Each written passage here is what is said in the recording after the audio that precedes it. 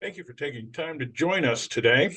This workshop is part of the Forbes Member Resource Library, and it's free to all members and associates of the Fraternal Order of Real Bearded Santas.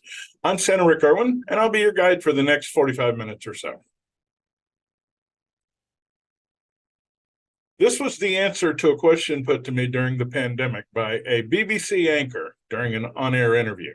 From a professional standpoint, do you think there's any difference between playing Santa and being Santa? I thought about it for a second, and I responded, I think you become Santa the day it hits you. What began as a one-time favor for somebody, then turned into your favorite part-time job ever, has somehow become your favorite thing to do. From that moment on, you are Santa. The holy grail of the Santa world would seem to be media work, and I've done more than my fair share of commercials, TV shows, motion pictures, web promos, etc. I even have my own IMDb page. But before I reached that point, I spent years growing my client list and promo reel by doing various corporate or municipal events, such as company holiday parties, civic Christmas pageants, tree lighting ceremonies, parades, etc. But to get to that point, I had to do what nearly every Santa has to do: family home visits. After more than 2 decades in the red suit, I have come to group Santa home visits into these 4 categories. So let's take a closer look at each one. I love to brag to reporters or anyone who will listen that Forbes has quite demonstrably improved the quality of Christmas for anyone who celebrates this holiday. Thanks to us and other organizations following our example, the designer bearded Santa has all but disappeared from the family Santa photo. In fact, that photo is now just as likely to be taken in the family's own living room or a parent's company party, as it used to be down at the local mall. This focus on professionalism has spawned a titanic shift in the professional Christmas community. Home visits may well form the bulk of your season for the first few years. Why? Because of where you'll likely be getting your clients, from fellow Forbes members, or from bookers and agents on our jobs board, or from other websites and marketing apps like Gig Salad. Technically, these are all somebody else's clients, so be careful about handing out your business cards. Still, you will want them to ask for you again next year, right? Working with families, as opposed to corporate or municipal events, will undoubtedly wind up creating some of your most precious Santa memories. Here are just a couple of mine. I had known Rick and Heather Graves for many years. She's British, so to her, I was Father Christmas. And that's who she decided she wanted to be married by. I actually wound up being ordained for this single clerical event. And in 2006, the LA County Fair decided to have a Santa Claus for the first time in its 50-year history. And through Santa Tim Conahan, they selected yours truly and former Forbes president Bob Callahan. Missy and Sissy met me in the Santa booth that year, and when they came back the next year and discovered I was still there, they went home, found the picture we took the year before, and held it between them as we took that year's picture. Along with many other families that came through the Santa booth, I became their family Santa. One of those families I continued to visit for 12 years. And some kids in that family later grew up to place their own babies on the lap of the Santa they grew up with. Now, one of the best things about being a newer Santa is this: your calendar isn't already crowded with legacy clients. So when last-minute opportunities arise during the season, you might still be available. The downside is this: those late offerings are often from inexperienced event planners. That means they will be ever so grateful for any advice or assistance you can provide. When you send them their contract, also attach a guide sheet, such as this one, with tips for Santa's visit. Now, I created this template for what I might consider a typical Santa home visit, but it might be good to share with a rookie event planner who's also looking for ideas. The arrival is the first thing. Let the hostess know you've arrived, link up with Bluetooth if you're using it, make your grand entrance, and meet and greet your guests on the way to the chair.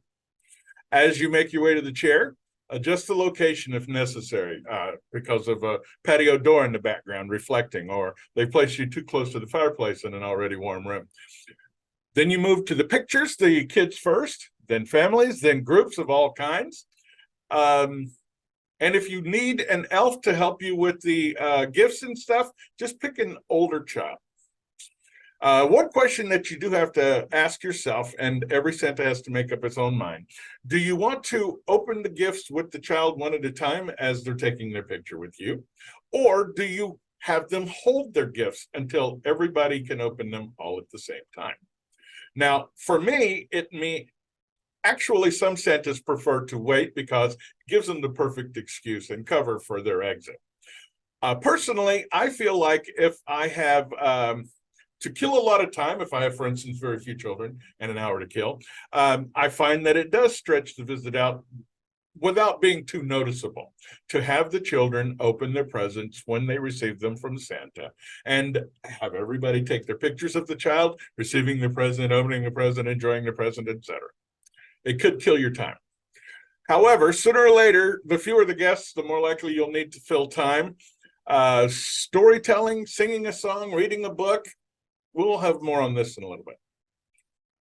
Then you have your exit strategy. It's basically your entrance in reverse. Prearrange any cash pickup to be placed inside a holiday cart and handed to Santa as he exits. And try to have a grown-up cover your exit to prevent any trailers like this little girl.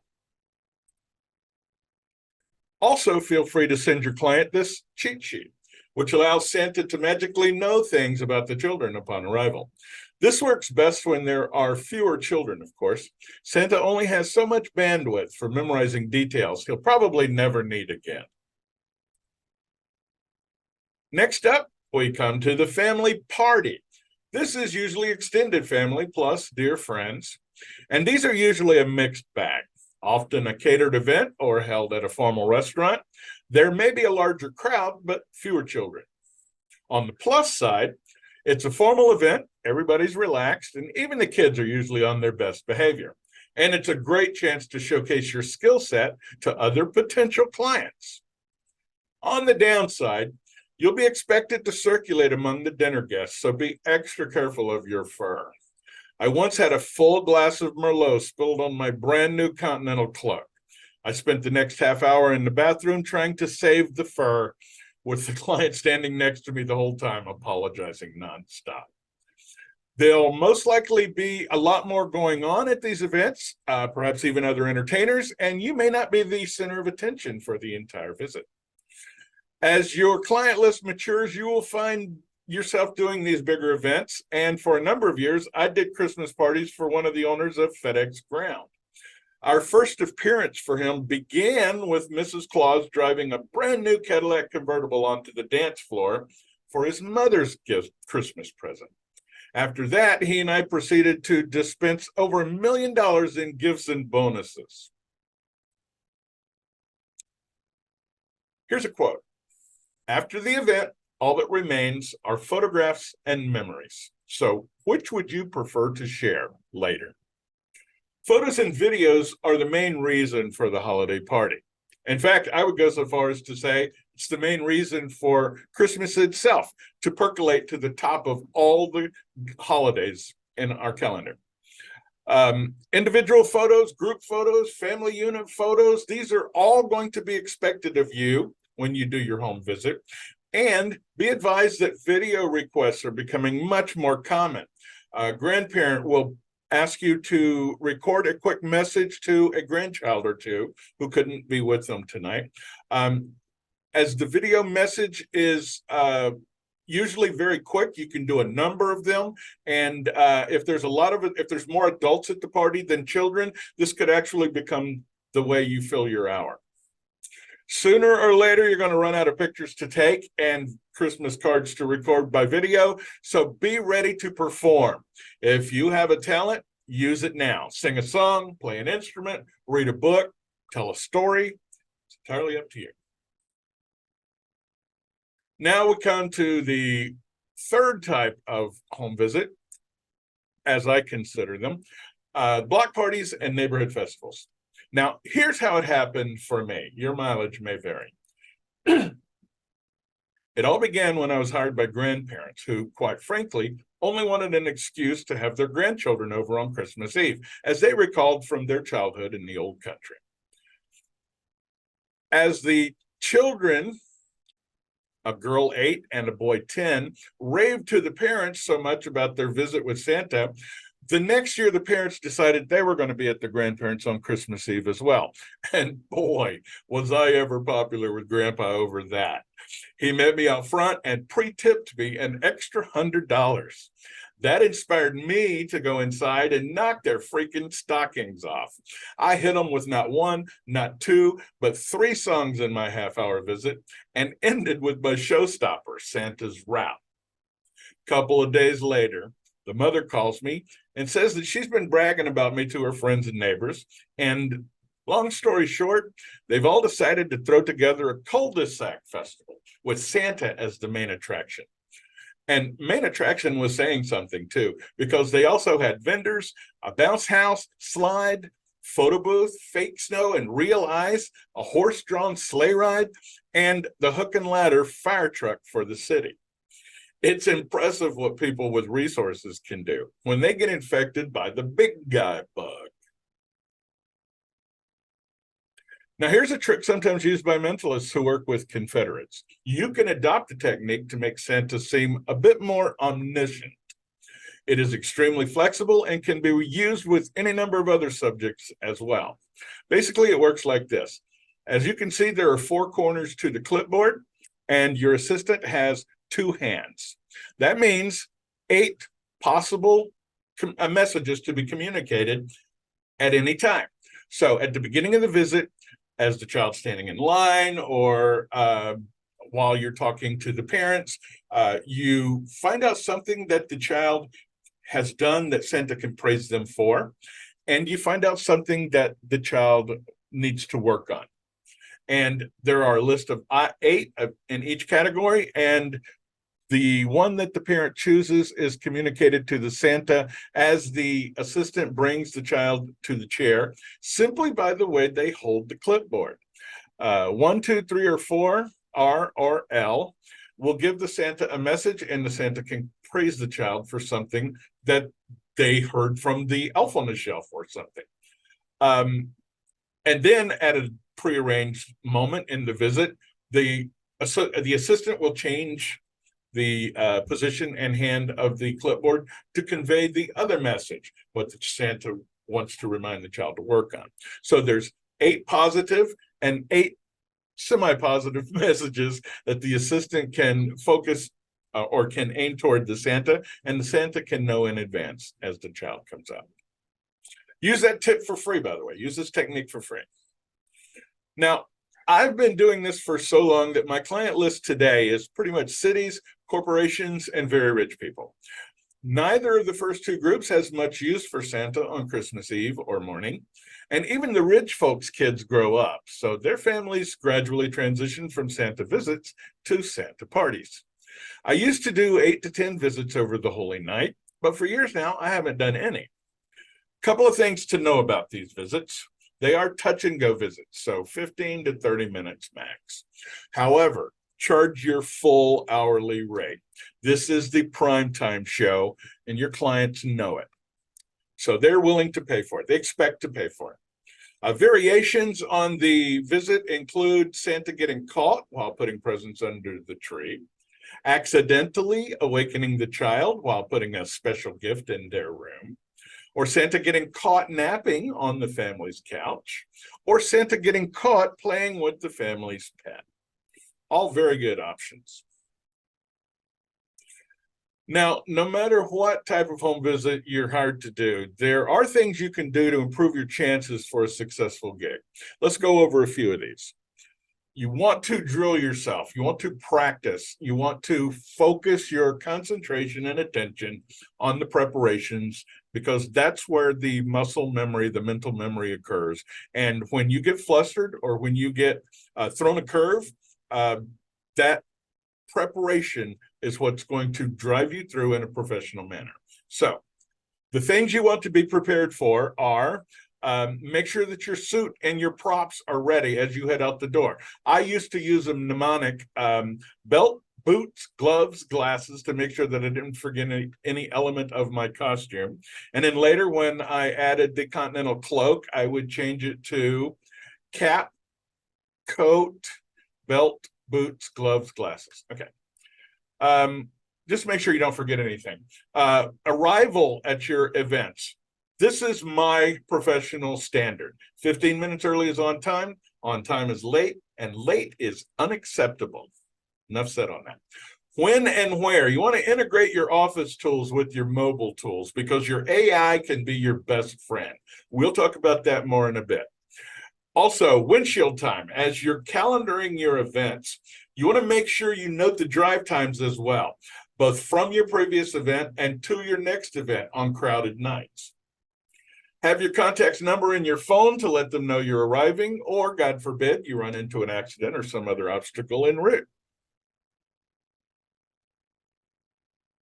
Now, most noob Santas become a little anxious over the question, the subject, how am I going to fill an hour with a family with 5 kids or something to that effect?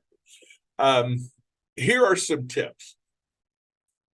Compliment and thank your host and hostess, especially if there are more extended family or friends in the room. You want to hyper focus on your hostess or your host and thank them profusely for joining you.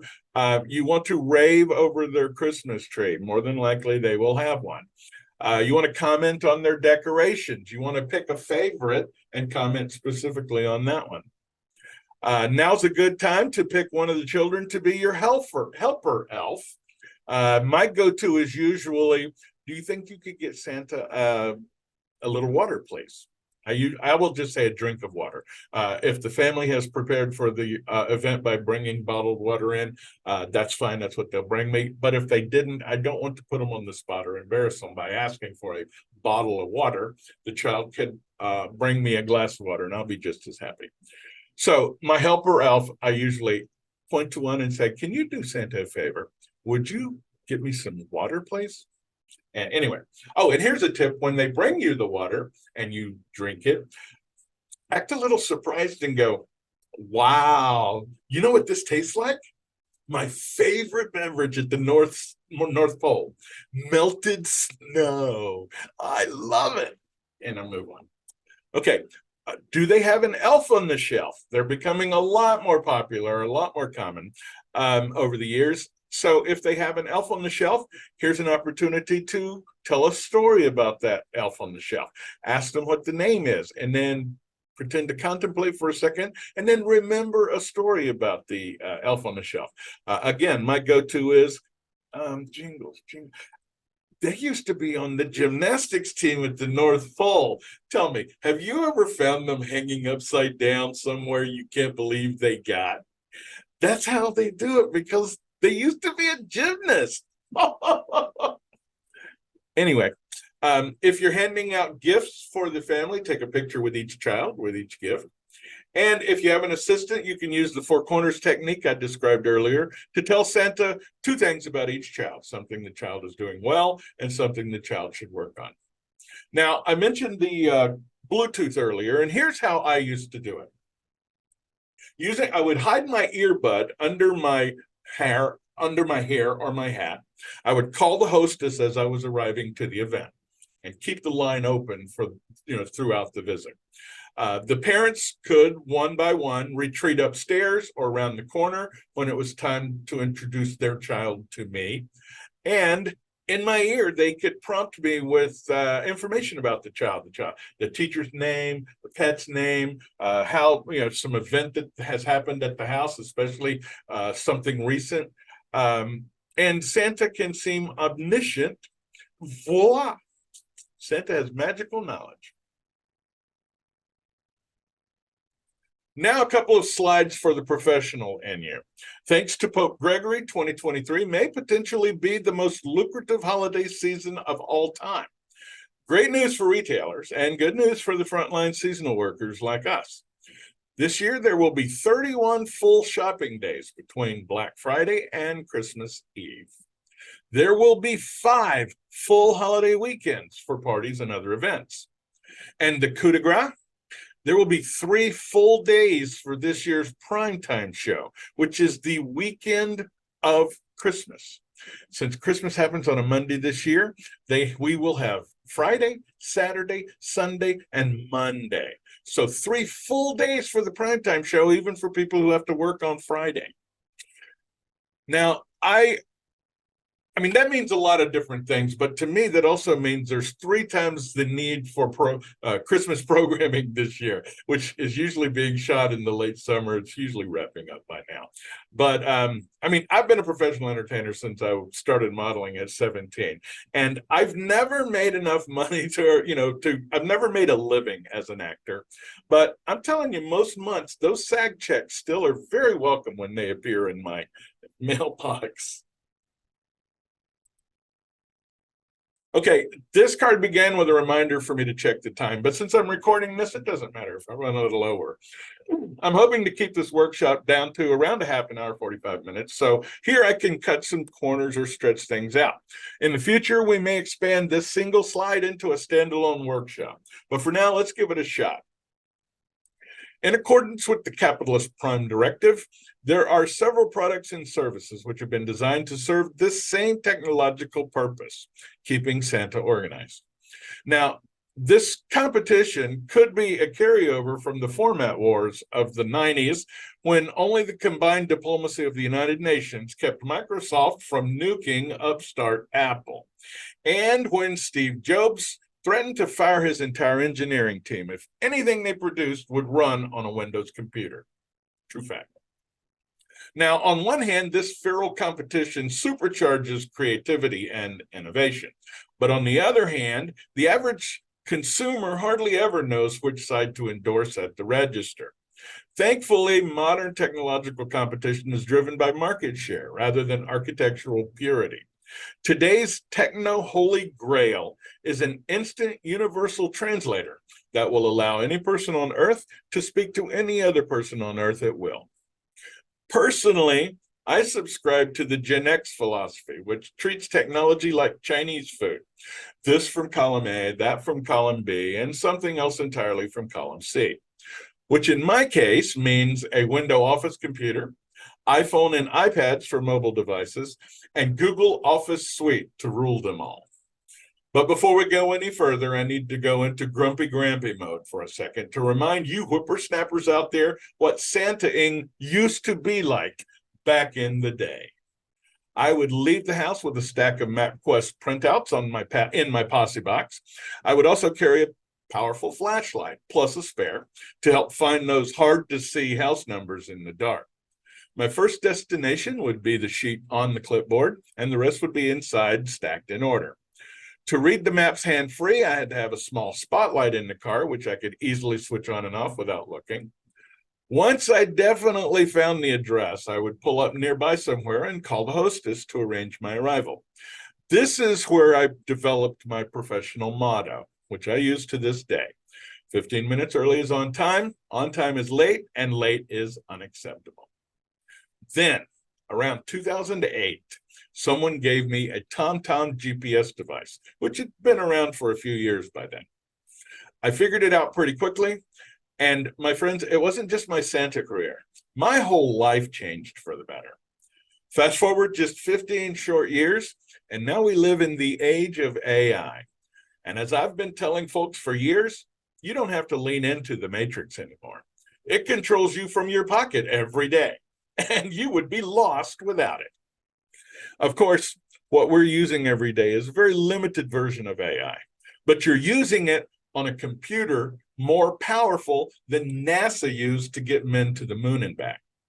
And since we're in a visual media market, please note that you also have in your pocket more studio capacity than Elvis could hire at the height of his career. And here's the lead, which I've kept buried until now. Your AI is no longer waiting for you to figure out how to use it. It's busy learning how to use itself for you. Now, here's how that same Santa night goes today. And I'll even rewind to the birth of the gig. Okay, client finds me online or receives a referral. Client calls, sends a text or an email. Whichever, I receive it on my iPhone 12. I know, practically an antique now. We talk by phone, then I send them an email confirming our conversation and appointment if applicable. This I try to do from my Windows Home Office computer for a simple reason. I've been a 10-finger typist since high school, and composing with my thumbs is a non-starter. They can confirm the receipt of the contract by text or just sign and return it by email.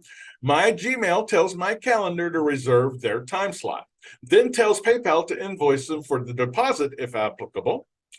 I'm notified when their payment clears, which is also noted in their calendar booking, and their signed contract is stored in my Google Drive. Google Calendar notifies Google Maps of the event's location. Directions are instantly generated and sent to my iPhone, where they're stored until needed. If I tell Maps where the drive or when the drive will take place, Maps will tell me how long it will take based on previous traffic patterns along that route. If I tell Maps when I need to arrive, Maps will tell me within 5 minutes when I'll need to leave home. And iPhone will set an alarm to remind me to do so. Should the same client contact me next year, I now instantly have all these details back again.